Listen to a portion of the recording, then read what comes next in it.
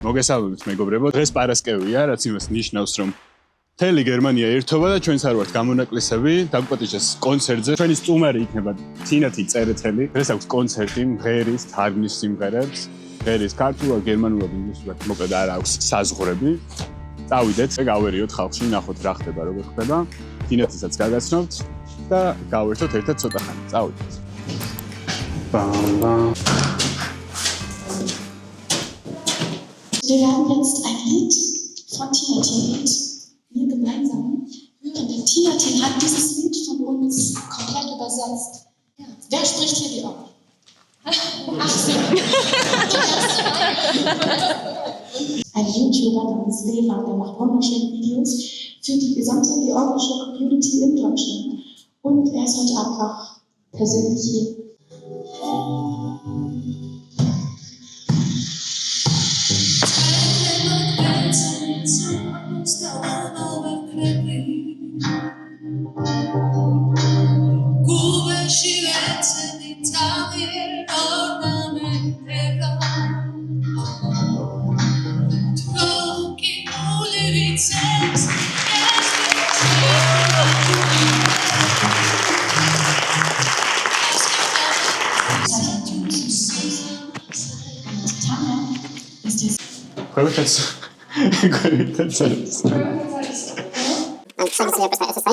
დავიწყოთ იქიდან რომ გაიცანით თინათინი და კიდევ უფრო ახლოს გაგაცნობ დღეს კონცერტი აქვს. ოღონდ სტუმარი მუსიკოსი ვარ, ანუ მიწვეული ვარ.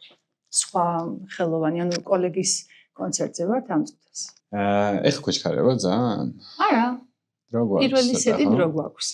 მაგრამ გულს დაგწყვიტავთ და დღეს ბევრს არ ვილაპარაკეთ, იმიტომ რომ კონცერტის დღე არის.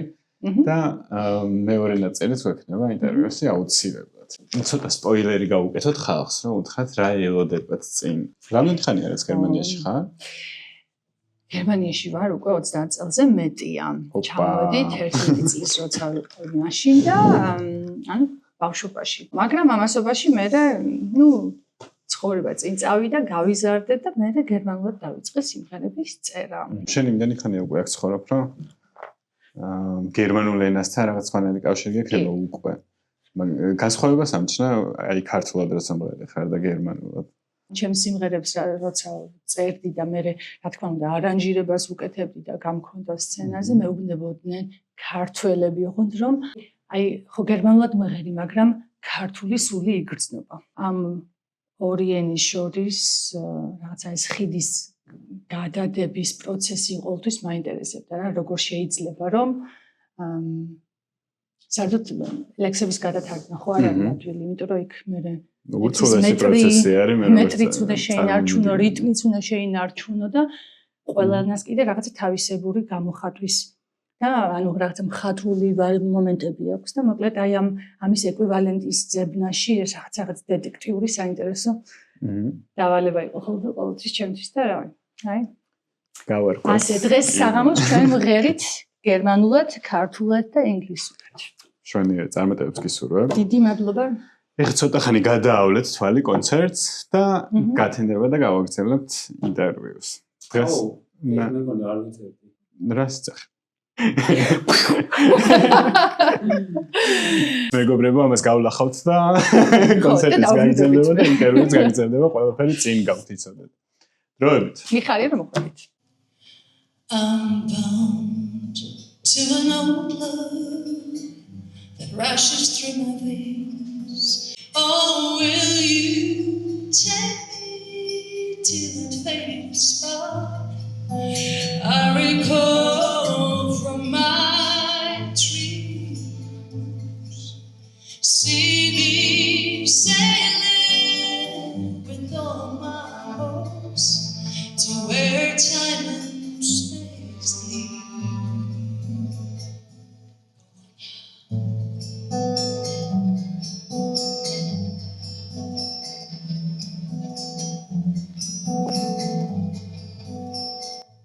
მე როგორც შეგვიდით, ვიწყებთ ინტერვიუს მეორე ნაწილს და წინ ძალიან ბევრი რაღაც საინტერესო რაღაც გელოდებათ.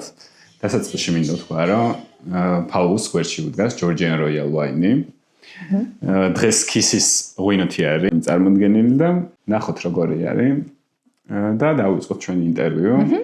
იმედი მაქვს რომ ინტერვიუც საინტერესო იქნება და ღვინოც მოგეწონება. კარგი მარჯვათ ხალხო. გვიმარჯოს ნამდვილად. რას გვეუბნება ქისი? ქისი გვესაუბრება არომატებით და გემოვნებით. ეს ღვინოები შეგიძლიათ გამოიწეროთ საიტზე, რომელიც გამოგწმინდება აქ. შეგიძლიათ შეხვიდეთ და ნებისმიერი ქალაქიდან, ნებისმიერი გერმანული ქალაქიდან გამოიწეროთ. ძალიან გებრიელია, ძალიან სასიამოვნო და უფრო მძიმე მეგონა რატომღაც სუბუქიერი, მაგრამ თან ძალიან არომატული. 11 წლის იყავი, როცა ჩამოხვედი გერმანიაში და როგორ დაიწყო ემოციურად რას ნიშნავდა შენთვის მინდა რომ იგი მოვისმინო. დროინდელი არეულობები დაემთხვა მაგ დროს და მოკლედ მე და ჩემი უმცროსი და საკმაოდ პატარები ვიყავით და მოკლედ დედაჩემმა მე სთხოვა ამ დეიდის მეუღლეს თუ შეიძლებოდა რომ მომავალ ჩამოსვლისას ჩვენს წამოსულიყავით და მოკლედ მე ესე წამოვედი ვიცოდი რომ ან თუ ზაფხულის ადრეგებზე ვთქვათ გერმანიაში ვიდიოდი და დარწმუნებული ვიყავი რომ დავბრუნდებოდით ანუ და აი ზუსტად 2 კვირის ჩამოსულები არიყავით და 93 წელი იყო ზუსტად ზაფხული და მოკლედ რაღაც 2 კვირაში სამოქალაქო ომიც დაიწყო. გარემოს გამოცვლა რთული იქნებოდა რა.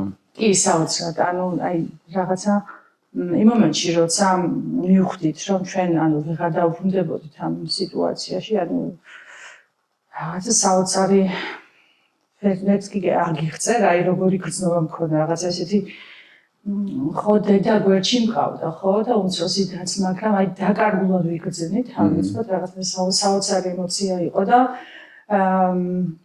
ვერ დავივიწყებ აი მაგ პერიოდს იმდენად რაღაცა ბნელი აი ესე მახსოვს რომ რაღაცა იმ მომენტში ჩემი ბავშვობა გეგონება დასრულდა და რაღაცა სიბნელე შემოიჭრა ჩემს სულში. პროტესტის გრძნობა ქონდა საოცარი ძალიან როგორი გამოხატულება ქონდა აი ის რომ მაგალითად ძალიან ჩავებღაუჭე ქართულ ენას და აი მოკლედ მოვითხოვდი კატეგორიულად ჩვენ სახლში მე ველაპარაკა ქართულად და ჩემს უმცროს დას მარიამს ის 2 წლის იყო მაშინ როცა ჩავივიყვან ანუ ის გაიზარდა აქ და აი ვაძალებდი რომ ეს ქართული ნაერს სწავლა და მახსოვს კიდეც პატარები ვიყავით ვცდილობდი რაღაცა ეს მარტო დაძალებით არ ყოფილიყო, რაღაც თამაში მესწავლები და მისთვის კიდაც ქართული ანტანი და მემორის თამაში ხო იცი და მოკლედ ესეთი მემორის თამაში გავუკეთე მე თვითონ ხატავდი. მე ბავშვობაში ძალიან ბევრს ხატავდი. მასვების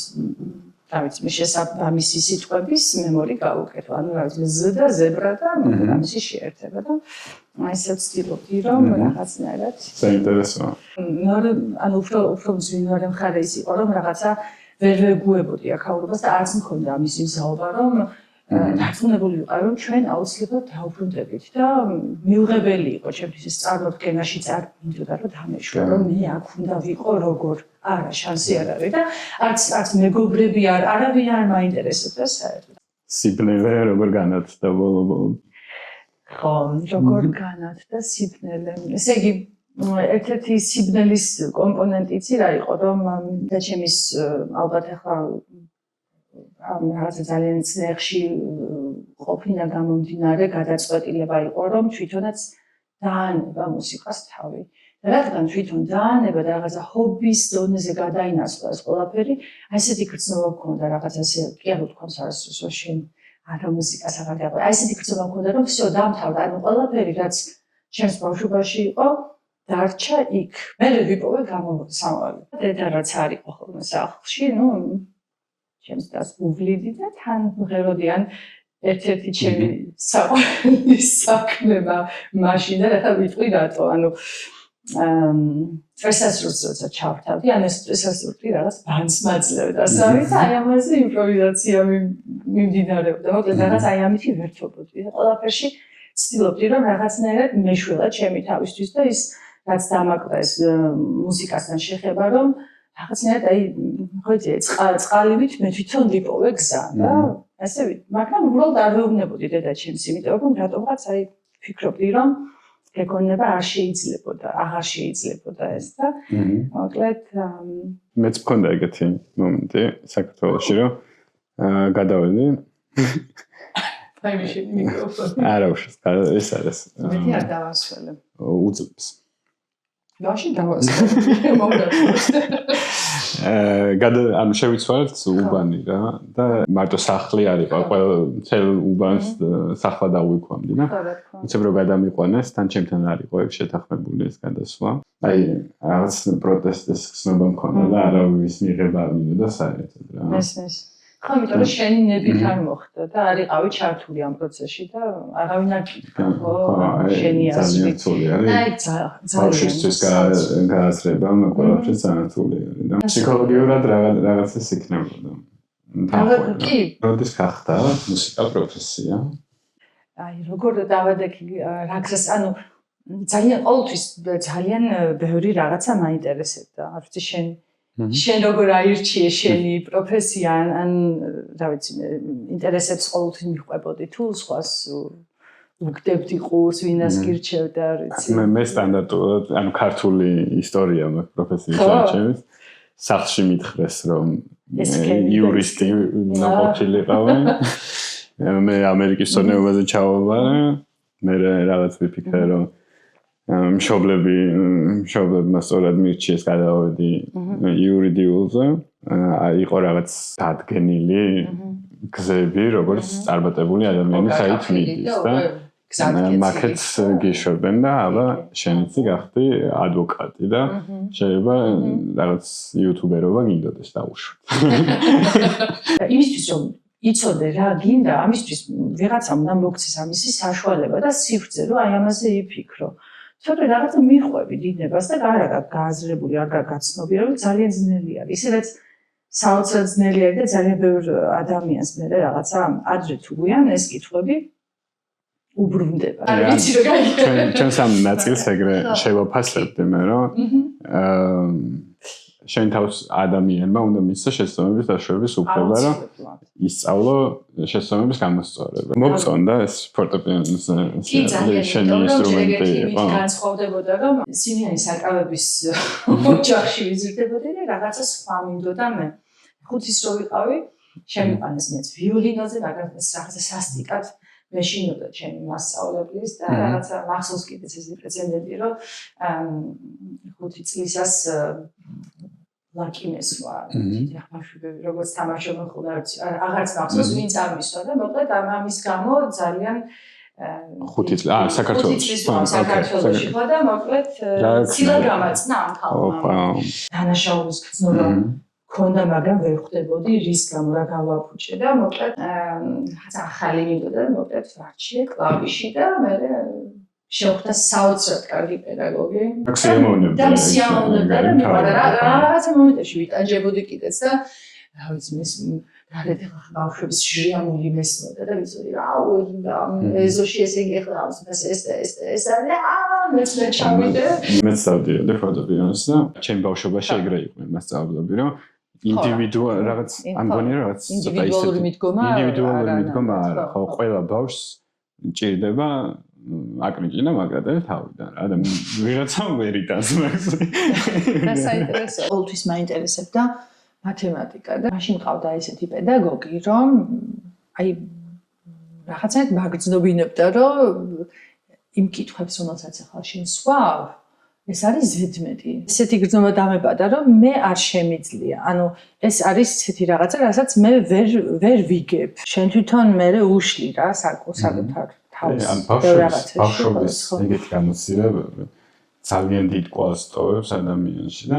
თუ ვინმე ხართ ეგრე კიდე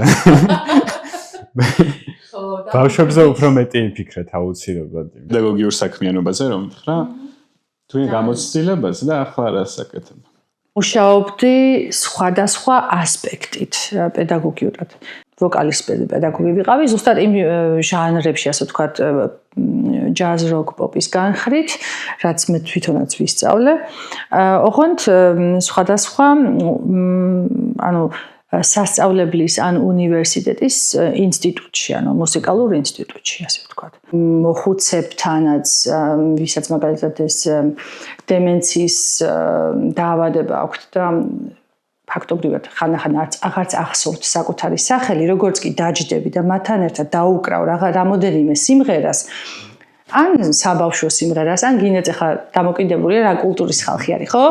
რა ენის, ანუ კულტურას გულისხმობ ახლა უკვე ენა, წარმოშობა და ასე შემდეგ. უცბად გეგონება იღვიძებენ სავით, რა, რაღაცა საოცარი ფენომენი არის მუსიკა. და ანუ აი ამ სფეროშიც ვმუშაობდი.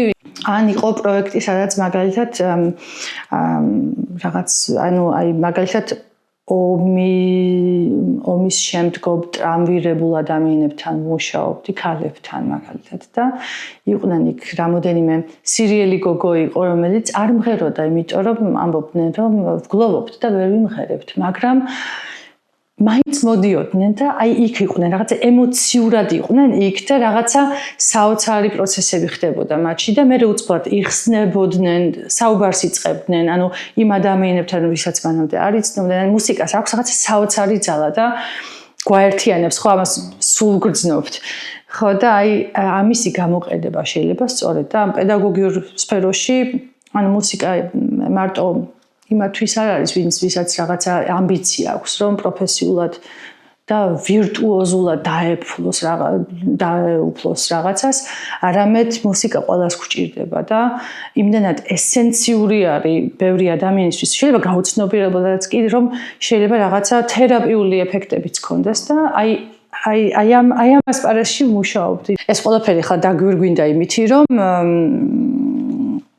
ბოლო პერიოდში უკვე 2 წელიწად ნახევარია ჩემს საყვარელ კოლეგასთან ერთად, დავით კინძულაშვილთან ერთად ჩვენ დავაარსეთ აქ ჰანოვერში ქართული გუნდი, მოყვარულთა გუნდი, ქირიონი და ეს გუნდი ამ 2 წელის განმავლობაში საოცრად გაიზარდა. შემდგომი გამოსვლა გველის სად არის? ჰილდესჰაიმში იქნება 14 დეკემბერს. და მეც ჩემთანაც დაიდება ეს ყველაფერი და შენც მოგაწოდი, რა თქმა უნდა. შენთან ინსტაგრამზე, ხო?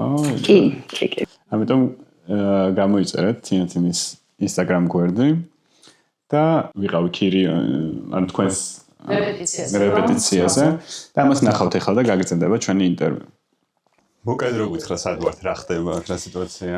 ხო, ჩვენ ვიმყოფებით აქ ჩვენს სათვისტომოსთან არსებულ, ასე ვთქვათ, სივრცეში და დღეს ვატარებთ ჩვენი გუნდის, ქირიონის, ანუ ქართული გუნდი ჰანოვერში რეპეტიციას და ახლა მოკლედ გამღერებით დავიწყებთ და მე მივყვებით ჩვენს რეპერტუარს 14-ში, ანუ 14 დეკემბერს გვაქვს კონცერტი და ამისთვის ვემზადებით ახლა. წარმატებები. დიდი მადლობა. და მე აქ ვიქნები ხელს არ შეგიშთ.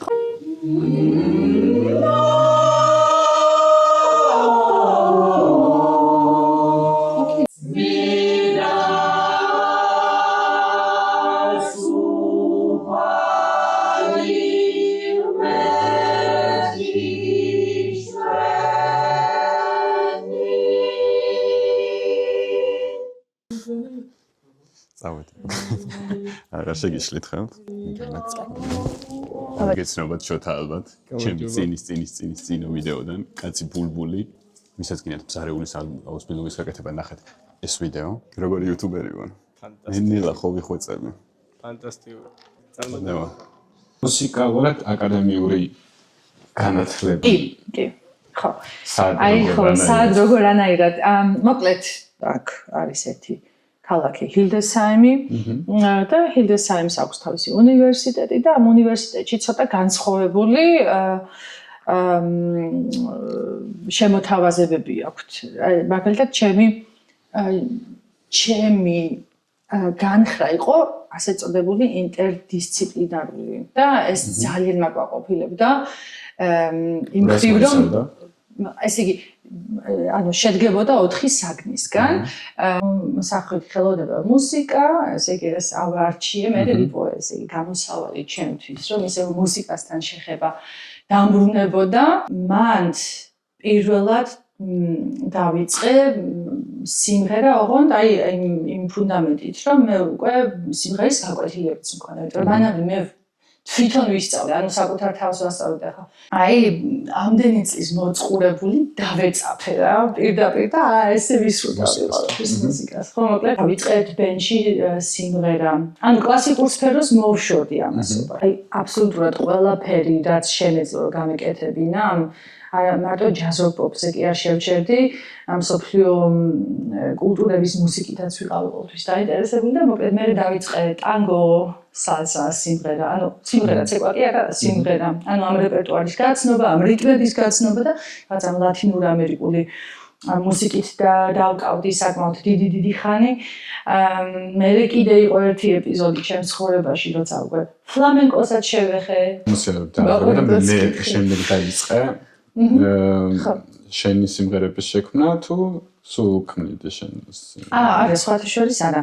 არა, დავიწყე სიმღერა და ამ მუსიკით დაკავება მოიტანა, მახსოვს აი პირველად როცა დავწერე ჩემი სიმღერა. აი როგორ მოხდა ეს? მაშინ ცხოვრობდი სხვა სტუდენტებთან ერთად, ანუ რაღაც ერთ ბინას ვინაწილებით, ყველას თავისი ოთახი ჰქონდა და ვიდექი სამზარეულოში. მაშინ უკვე ინსტრუმენტი ჰქონდა. ხო და უცბად ჭურჭლის რეცხვის დროს გაიელვა რამდენიმე ფრაზამ. ამ ფრაზას მოჰყვა პირდაპირ მელოდია და ესეთი შეგრძნება, რომ ვერ ხვდები საიდან მოდის. ანუ გეგონება მე კი არა, აი რაღაცა სხვა არის წყარო ამისი. მე თვითონ არ ვიცი საიდან მოდის, მაგრამ ეხლავე უნდა დაყარო ეს ჭურჭელი, აი ესე პირდაპირ შევიწმინდე საფონი, გავარდი ფორტეპიანოსთან დავჯექი და ვერც კი ავხწე რაღაცა სასაცილოდ ჟღერს ახლა ესე როცა ავხწე, მაგრამ აი მე რაღაცნაირად მოყვები რა. აი მეც მიუყვებოდი აი რაღაცა შინაგან ფრაზებს. მას იქით ასე ჩქარა, ალბათ მხოლოდ ერთხელღა დავწერე სიმღერა. იმ მომენტში ვიპოვე მელოდიაც, გრძნობაც, აკორდებით და უცბად დაიწერა ეს პირველი სიმღერა, რომელსაც ჰქვია ქართულად ყველაფერი თავის დროს. სიმღერა სადმა? იდო, მაგრამ ანუ მომიწია ჩამოხსნა, იმიტომ რომ აღარ ვიყავი კმაყოფილი მაშინდელი პროდუქციით. ისე კარგად ავწერე, რომ მგონია რომ ან მე სწრაფად მაყურებასაც მაგრად მოუნდა მაგის მოსმენა. აგით მაშინ რაღაცა OnlyFans ესეთ რაღაცას გაგიზიარებ სიამოვნებით. აი ხა მაგათ ჩემს პირველ ვიდეოს რო უყურებ, მიხარია რა, რომ ბევრი რაღაცა ვისწავლე. აი ის პირველი ვიდეოს ჩემთვის რაც უფრო მეტად განვითარდები, სულ იქნება იმის მაგალითი, რომ იქიდან დავიწყე და ეხლა ამას ვქნი და რაღაც აი დღეს მე შენგან ვიღებ ამ იმპულსს და ისედაც უკვე რაღაცა გაღვივებული იყო, მაგრამ შენ კიდე ერთხელ ბეჭედი და ასე ესე და აუცილებლად პირიქით კარგი არის ჩემთვის, რომ რაღაცები რო აღარ მოგწონს, იმას ნიშნავს, რომ დღეს უკეთესად შეგიძლია და ექსტორია. კი, დღეს ვარ მზად რომ დავდო, არა მარტო ეს სიმღერა, არამედ მთელი ალბომი. გასოს პირველი ალბომი სად ჩაწერე, ანუ სტუდიაში. რა თქმა უნდა, სტუდია არის ასე წოდებული Peppermint Park. მაგაზე იწერა, რომ one take სტილში. კი. რას ნიშნავს ეგ კარგად მითხარი? აი ზუსტად პირველი ასე წოდებული shutdown-ის წინა პერიოდი იყო, ხო ჩვენ მაშინ არ ვიცოდით ეს და ამას ვერც ვიაზრებდით. ჩვენ უბრალოდ გვითხრეს, რომ აი ერთი კვირა გაქვთ დრო, იმიტომ რომ თქვენს მერე ზუსტად ეს Scorpions ჩამოდიან და მე ერთი თვე დაბლოკილი გვაქვს საქაურობა. 4 დღეში ჩავწერეთ 12 სიმღერა. იფოგა და დიდხანს დამუშავება და ეს ამის საშუალება არ გქონდა. მაგრამ მეორე მხრივ საინტერესო კიდე იმიტომ ეგ ალბომი წაშალე. ეგ ალბომი წავშალე და ისევ რაღაცა ის ახალი პერიოდი მოდის, ისევ გარდატეხის და აი ამ ერთი თვის განმავლობაში 4 ჟანრის კონცერტი მაქვს. ანუ ერთი არის ჯაზი, ერთი არის ფოლკლორი და კლასიკა ერწყმის ერთმანეთს, ერთი არის პოპი და ერთი კიდე ქართული მრავალხმიანობა. ოკეი, ანუ კონცერტებზე შენს ინსტაგრამზე დაიდება ინფორმაცია. კი.